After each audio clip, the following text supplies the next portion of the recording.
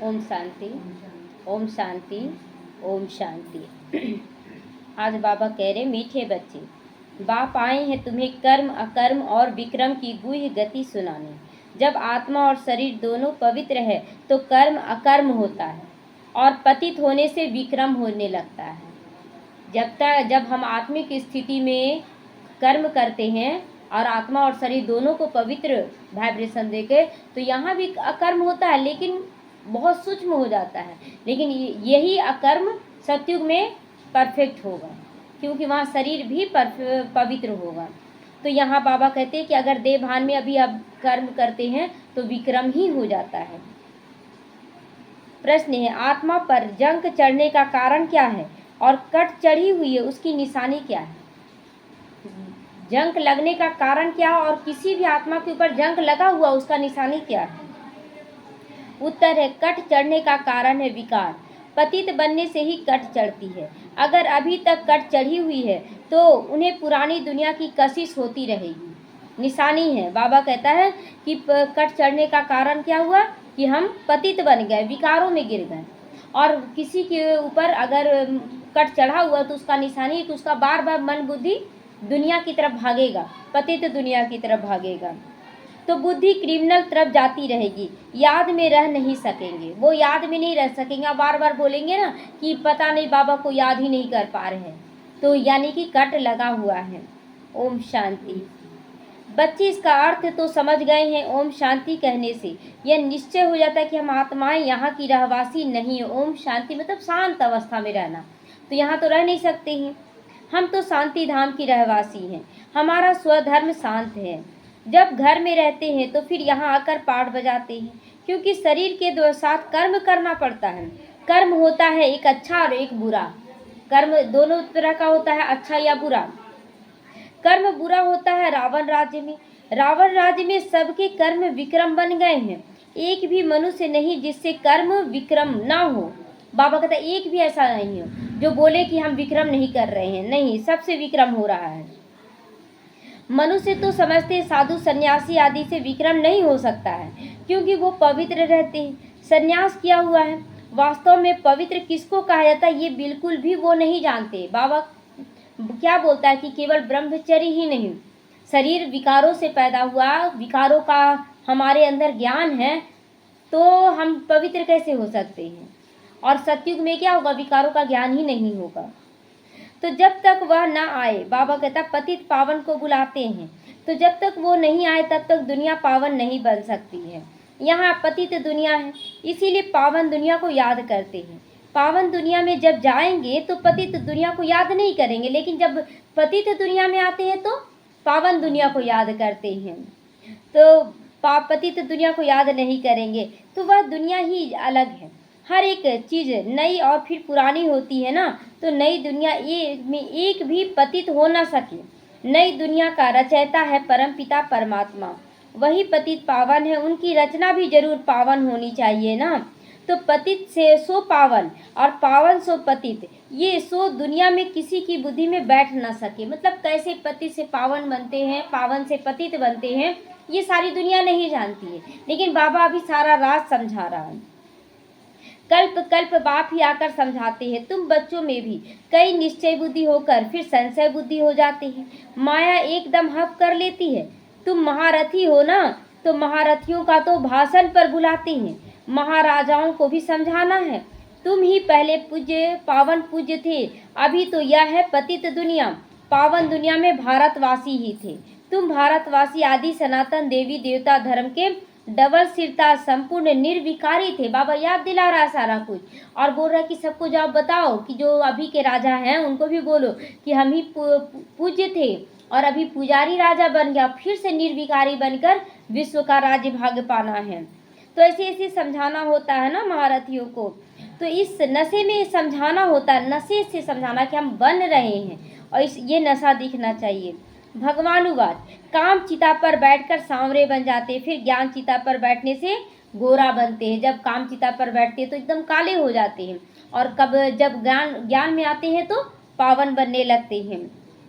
तो अब जो भी समझाते वह सब काम चिता पर बैठ ना सके, और बाबा कहता है अभी जो बाबा समझा रहा है जिन बच्चों को, तो वो कामचिता पर नहीं बैठ सकते हैं सके, परंतु ऐसे भी हैं जो औरों को समझाते समझाते कामचिता पर बैठ जाते हैं।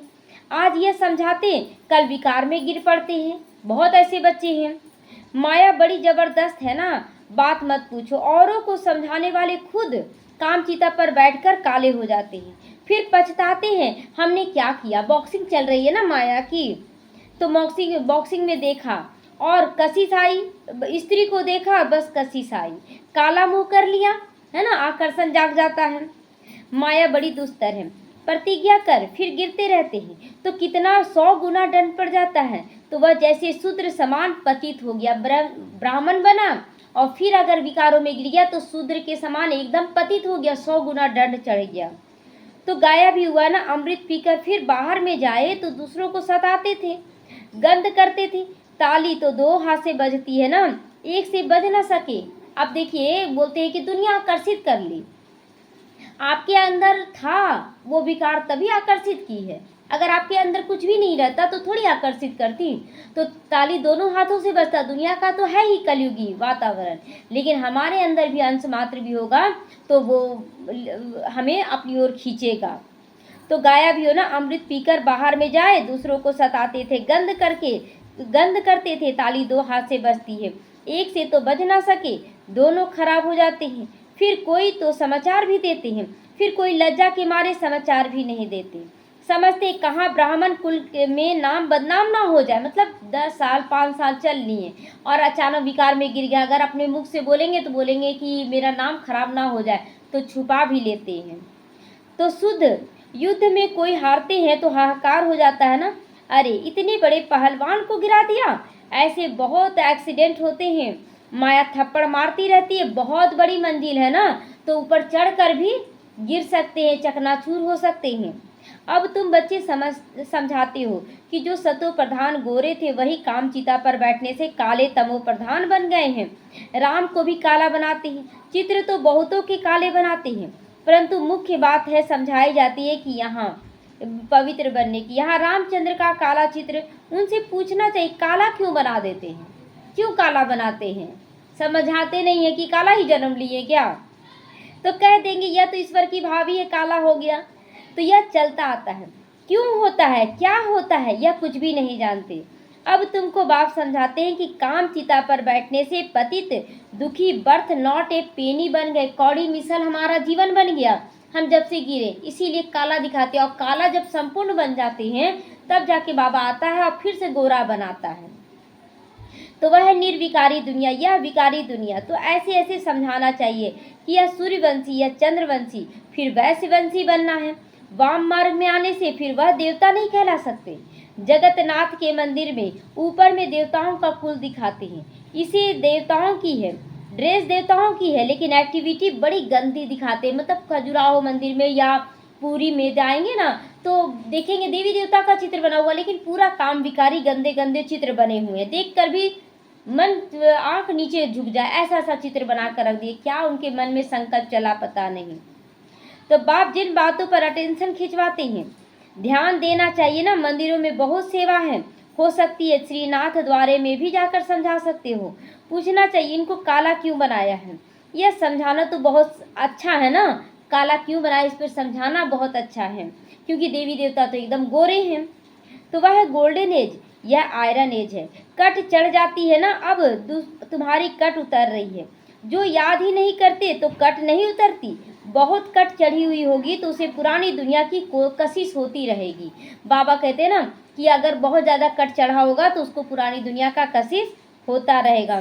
सबसे बड़ी कट चढ़ती ही है विकारों से। तो पतित भी उनसे बनने हैं ना। पतित किससे बने, विकारों में गिरने से बने हैं। अपनी जांच करनी है, हमारी बुद्धि क्रिमिनल तरफ तो नहीं जा रही है। अच्छे अच्छे फर्स्ट क्लास बच्चे भी फेल हो जाते हैं। अभी तुम बच्चों को समझ मिली है। बहुत मुख्य बात है पवित्रता की। शुरू से लेकर इस पर झगड़े होते आए हैं ना। शुरू से झगड़े किस लिए हुए, जब शुरुआत में ज्ञान दिया ना बाबा तो झगड़ा नहीं हुआ था, लेकिन जैसे ही पवित्र बनने का आने लगा श्रीमत और सब पवित्र बनने लगे तो झगड़े शुरू हो गए। तो शुरू से लेकर अभी तक झगड़े चलते आए हैं। बाप ने ही ये युक्ति रची। सब कहते हैं हम ज्ञान अमृत पीने जाते हैं तो युक्ति रची पवित्र बनेगा, क्यों? देखना चाहता है बाबा कितना निश्चय बुद्धि है सभी। ज्ञान अमृत है ही ज्ञान सागर के पास। शास्त्र पढ़ने से कोई पति से पावन नहीं बन सकता है। पावन बन फिर पावन दुनिया में जाना है ना, तो देखिए कितना भी आप पढ़ लिख ले, लेकिन जब तक आप अपने मन तन को पवित्र नहीं बनाए हैं, नई दुनिया के मालिक नहीं बन सकते हैं। तो पावन बनकर पावन दुनिया में आना है। यहाँ पावन बनकर फिर कहाँ जाओगे? लोग समझते हैं फलाने ने मोक्ष को पा लिया। उनको क्या पता, अगर मोक्ष को पा लिया तो उनका क्रियाक्रम आदि भी नहीं कर सकते हैं। यहाँ तो ज्योति आदि जगाते हैं, उनको कोई तकलीफ ना हो, अंधियारे में ठोकर ना खाएं, दीप जलाते हैं जब कोई मर जाता है तो आत्मा तो एक शरीर छोड़ दूसरा जाकर लेती है, 1 सेकंड की बात है। अंधियारा फिर कहाँ से आया? तो यह रस्म चली आती है। तुम भी कहते हो ना अब तक कुछ नहीं करते थे। बाबा कहता तुम भी करते थे, तुम भी तो करते थे सारा, अब कुछ नहीं करते हो, है ना? पहले हम लोग भी करते थे। तुम जानते हो शरीर तो मिट्टी हो गया ना, वहाँ ऐसी रस्म रिवाज होती नहीं। आजकल रिद्धि सिद्धि की बातें में कुछ रखा नहीं है। समझो कोई को पंख आ जाता है, उड़ने लगते, अच्छा फिर क्या होगा? कोई आग पे चलते हैं, कोई पानी पे चलते, उससे क्या होगा, है ना? पूरा जीवन लगा दिया आग पे चलने का पुरुषार्थ करने के लिए, और वही अगर विश्व सेवा में पवित्र बनकर लगा दें, वो तो बहुत बड़ी प्राप्ति हो जाएगी। तो बाबा कहता उससे क्या फायदा होगा? बाप तो कहते बच्चे मुझे याद करो विक्रम विनाश होंगे। यह योग अंगनी है जिससे पति से पावन बनेंगे।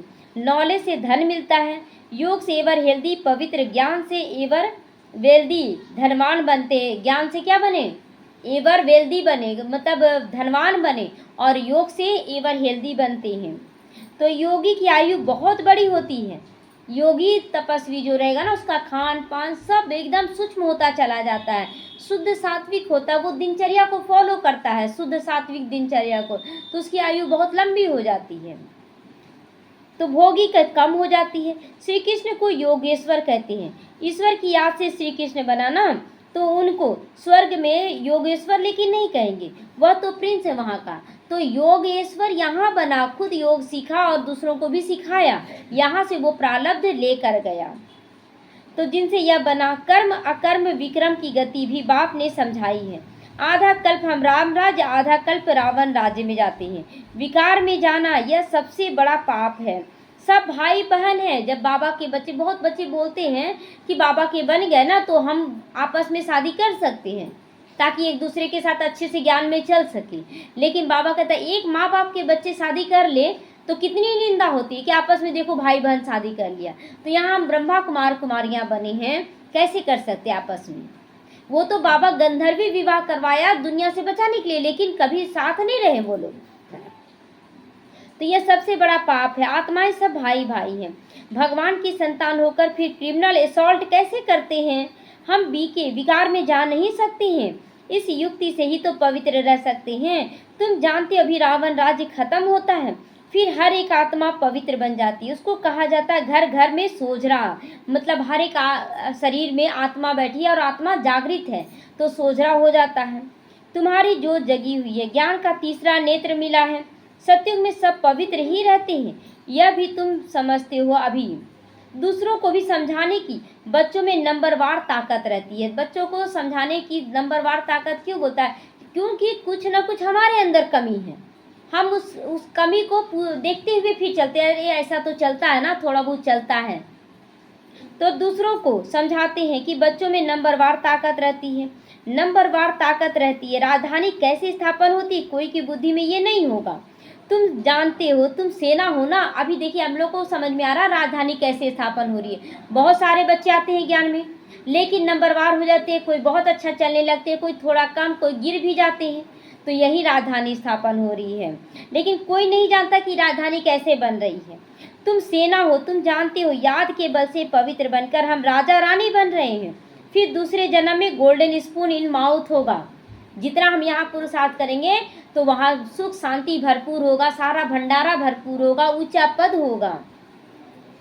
तो बड़ा इम्तिहान है ना, पास करने वाले मर्तबा अच्छा बड़ा पाते हैं। फर्क पड़ता है ना, तो जितना पढ़ाई उतना सुख।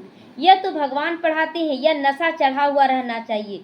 24 चौब चीनी यानी ताकत का माल मिलता है ना, मतलब अच्छा वहाँ पर माल भी कैसा मिलेगा, सब कुछ अच्छा मिलेगा। भगवान बिगर ऐसा भगवान भगवती कौन बनाएगा।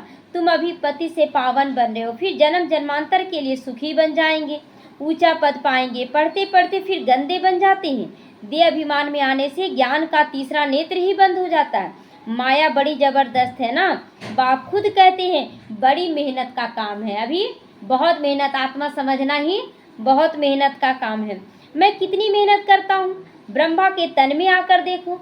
लेकिन समझा कर फिर भी कह देते ऐसे थोड़ी हो सकता है कि शिव बाबा आकर पढ़ाते हैं। शिव बाबा आता है लेकिन लोग नहीं मानने लगते हैं। हम नहीं मानते, यह चालाकी है, ऐसे भी बोल देते हैं। रजाई तो स्थापन हो ही जाएगी। कहते हैं ना, सच की बेड़ी हिलती है डूबती है, लेकिन हिलती है डोलती है लेकिन डूबती नहीं है। तो कितने पढ़े विघन शुरुआत में, लेकिन कुछ हुआ कुछ नहीं। अच्छा, मीठे मीठे सीखी लदे बच्चों प्रति माता पिता बाप दादा का याद प्यार और गुड मॉर्निंग। रूहानी बाप की रूहानी बच्चों को नमस्ते। हम रूहानी बच्चों की रूहानी माता पिता बाप दादा को याद प्यार, गुड मॉर्निंग और नमस्ते नमस्ते। शुक्रिया बाबा, शुक्रिया। धारणा के लिए आज मुख्य सारे योग की अग्नि से विकारों की कट को उतारना है।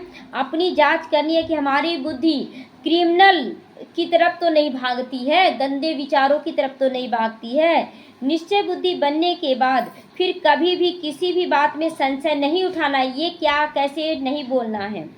विक्रमों से बचने के लिए कोई भी कर्म अपने स्वधर्म में स्थित होकर बाप को याद करना, अपने स्वधर्म में स्थित होकर कर्म करके बाबा को याद करना वरदान है।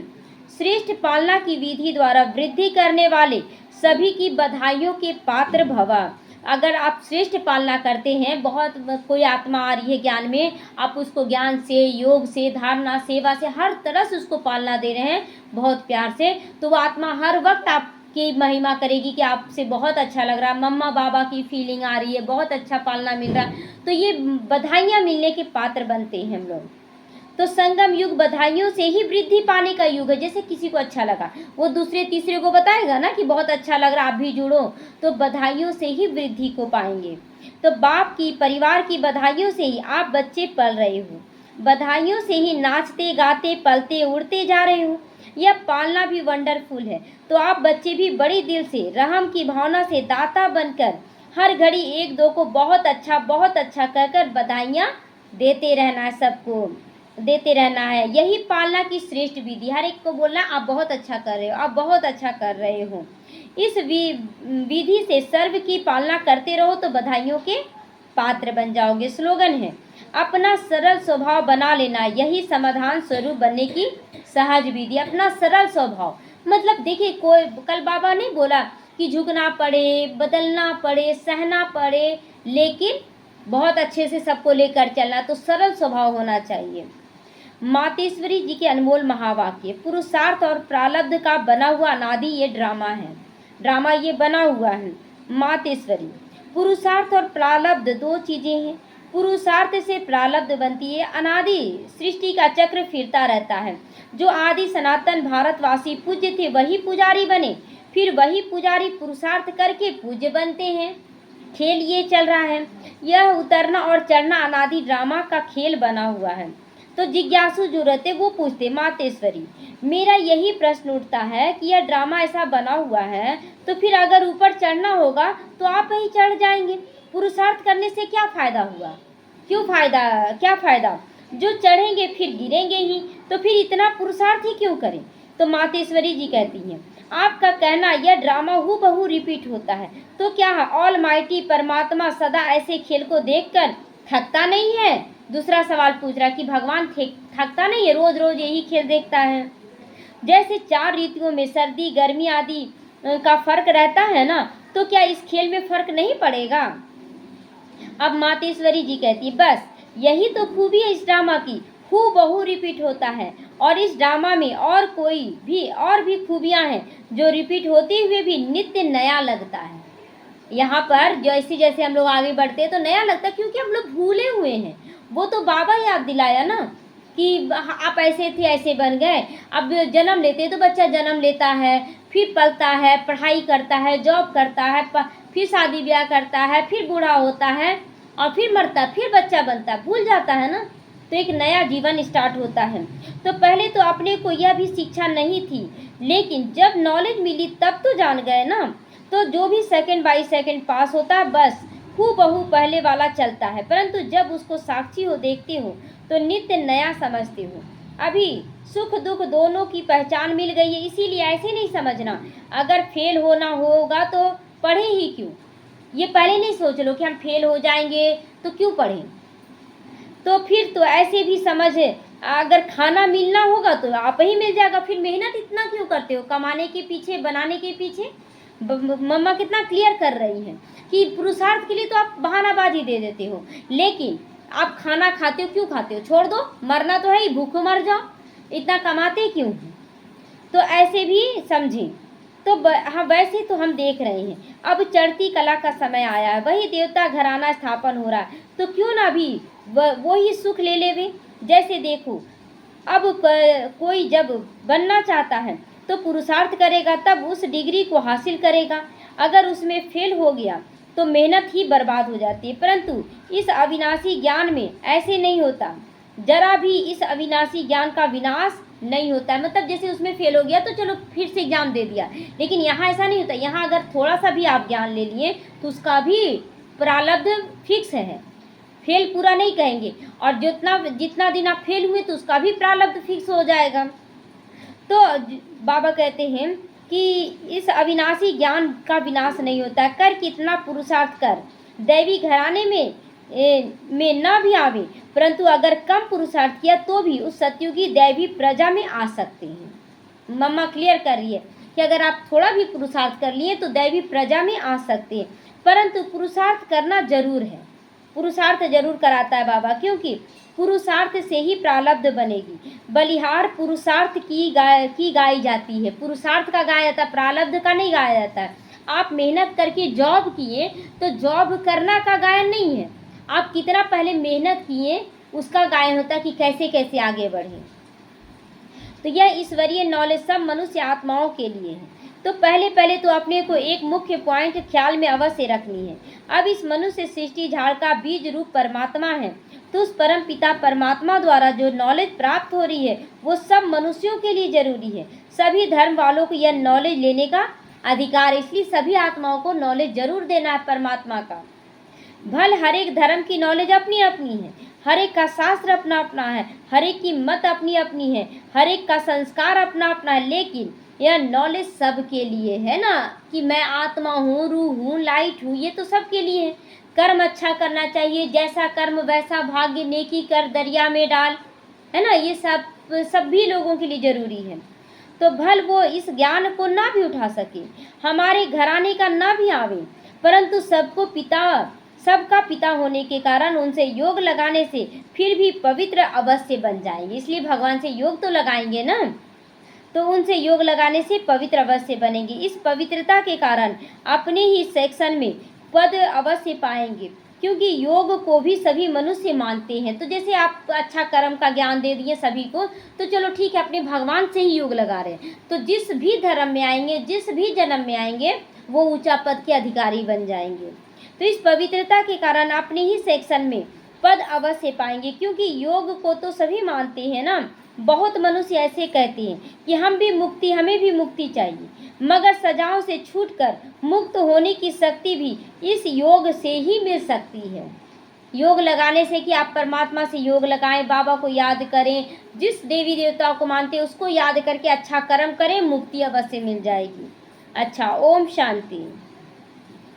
अव्यक्त इशारे। अब लगन की अग्नि को प्रज्वलित कर योग को ज्वाला रूप बनाओ।